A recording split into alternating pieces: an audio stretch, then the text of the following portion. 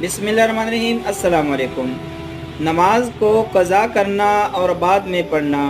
हुज़ूर अक़दस सल्लल्लाहु अलैहि वसल्लम से नकल किया गया है कि जो शख़्स नमाज को क़ज़ा कर दे, वो बाद में पढ़ भी ले, फिर भी उसको वक़्त पर ना पढ़ने की वजह से एक हुक्म जहन्नम में जलाया जाएगा और एक हुक्म की मिक़दार 80 बरस की है और एक बरस 360 दिन का होता है और क़यामत का दिन 1000 साल का होगा, 1000 साल बरस का होगा और इस हिसाब से एक हुक्म की मिक़दार 2 करोड़ 88 लाख बरस हुई।